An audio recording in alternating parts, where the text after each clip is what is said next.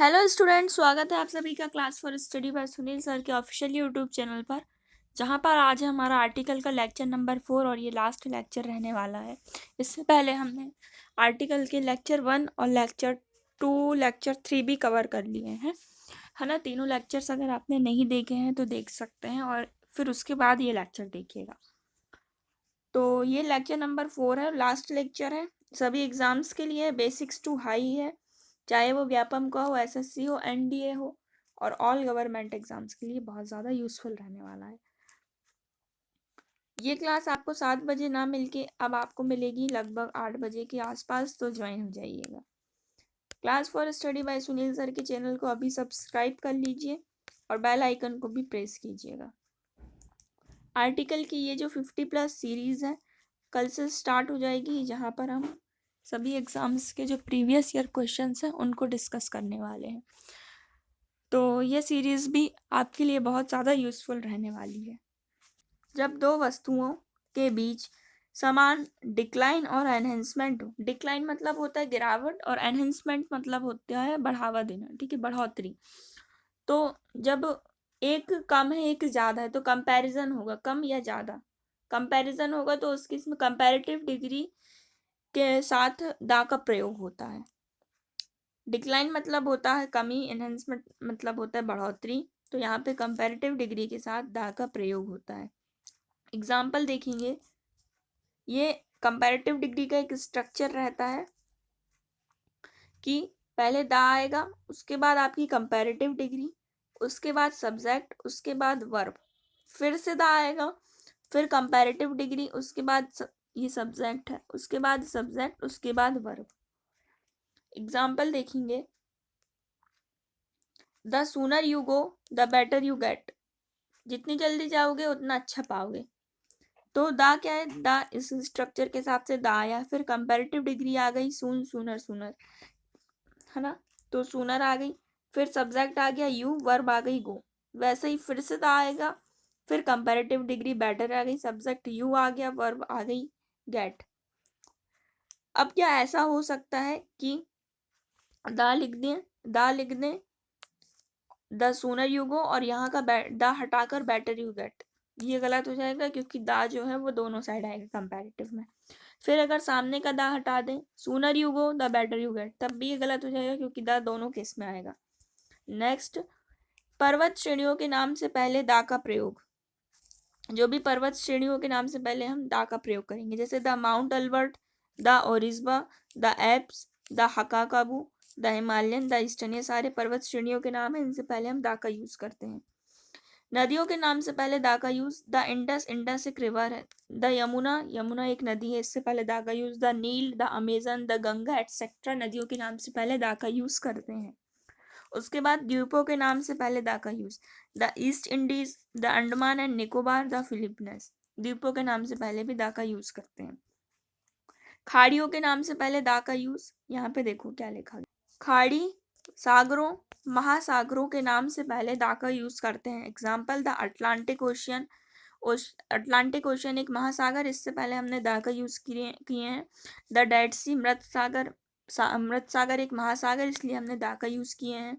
फिर the bay of Bengal, ये एक खाड़ी है, इसलिए हमने दा का यूज किए हैं। द पर्सियन गल्फ, इसलिए हमने यहाँ पे दा का यूज किए हैं। वैसे ही यहाँ पे देखो, नहरों, चाहे वो नहर के नाम हो, समुद्री जहाजों के नाम हो, हवाई जहाजों के नाम हो, हवाई जहाजों के नाम हो, रेलगाड़ियों से पहले नहीं, रेलगाड़ियों के नाम से पहले, है ना, दा का यूज करते हैं। एग्जाम्पल, द विक्टोरिया, द राजधानी एक्सप्रेस, द राजधानी एक्सप्रेस एक ट्रेन का नाम है। द मेघदूत एक ट्रेन का नाम है। द स्वीज कैनल, द स्वीज कैनल एक रिवर लेक का नाम है। और यहाँ पे एक और ऐड कर लीजिएगा, न्यूज़पेपर, न्यूज़पेपर के नाम के पहले भी हम लोग दा का यूज करते हैं। नेक्स्ट स्लाइड, रेगिस्तान, रेगिस्तान के नाम के पहले, दिशाओं के नाम के पहले, धार्मिक ग्रंथों के नाम के पहले, धार्मिक संप्रदाय के नाम के पहले, ऐतिहासिक काल और ऐतिहासिक अवधि से पहले दा का यूज किया जाता है। The Sahara desert, the south, the Bible एक ग्रंथ है, बाइबल एक ग्रंथ है, तो बाइबल से पहले दा का यूज द गीता, गीता एक ग्रंथ है, दा का यूज द नॉर्थ एक दिशा है, नॉर्थ एक दिशा है, दा का यूज किए। The Thar desert, the Sikhs, the Hindus, the French revolution, the battle of Panipat. यहाँ पे जो लिखे हैं उनके सारे के एग्जाम्पल्स ये हैं, इनसे पहले दा का यूज किया जाता है। अब सरकार की शाखाओं, सशस्त्र बलों, अनोखी वस्तुओं, ऐतिहासिक साम्राज्य, वंश, सिनेमा घरों, पुस्तकालयों, होटलों, क्लबों के नाम से पहले दा का यूज करते हैं। एग्जाम्पल इन्हीं के, ये सारे के सारे जो लिखे हैं इन्हीं के एग्जाम्पल्स हैं। द लेजिस्लेटिव, ये एक सरकार की शाखा है, इससे पहले दा का use. The executive, the navy, the police, the sun, the sky, the Red Fort, the Gupta empire, the Taj Mahal, the Nirvana club, the Congress library, the Carnival cinemas, इनसे पहले भी दा का यूज किए हैं। शरीर के अंगों के नाम से पहले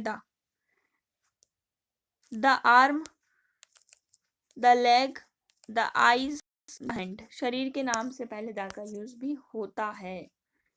बीमारियों के नाम के बाद पार्ट्स ऑफ बॉडी के पहले द आता है।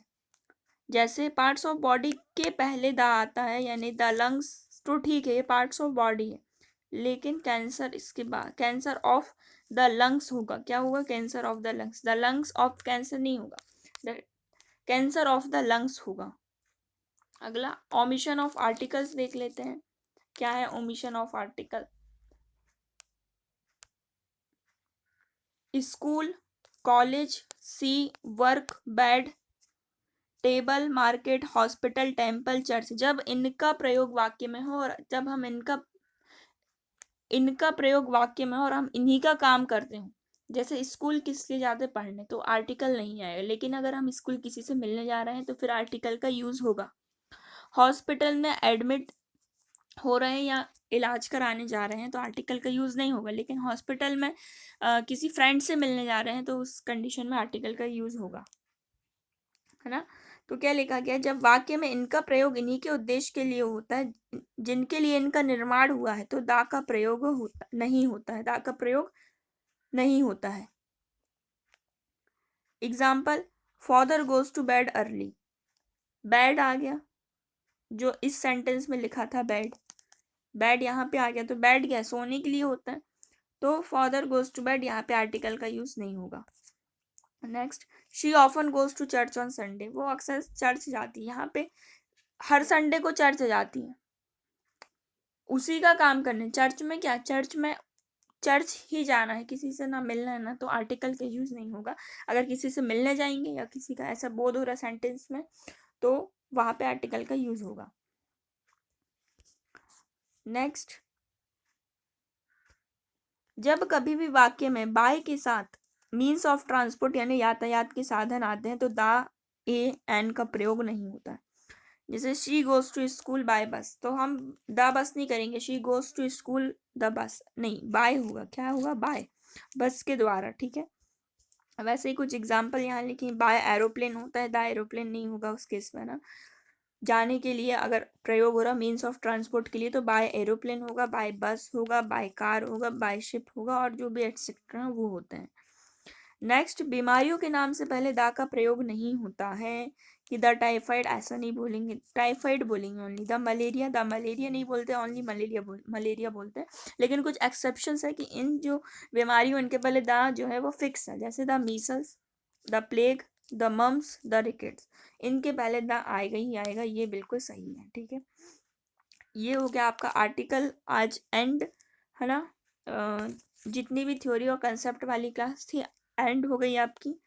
अब आपके लिए एक प्रैक्टिस सीरीज प्रैक्टिस क्वेश्चंस आएंगे, ठीक है, प्रीवियस ईयर बेस्ड होंगे, जो कि class for study bye Sunil sir के चैनल को अगर सब्सक्राइब नहीं किए हो तो अभी सब्सक्राइब कर लो, बेल आइकन को भी प्रेस कर दीजिएगा, वीडियो को लाइक शेयर सब्सक्राइब कर लेना। और जो वोकेब का पोर्शन है वो आपको मयूर सर करा रहे हैं, अभी उनकी एक इडियम्स एंड फ्रेसेस की भी सीरीज चल रही है टॉप 300 की, तो आप उन्हें देख सकते हैं, है ना। Thank you for watching this video.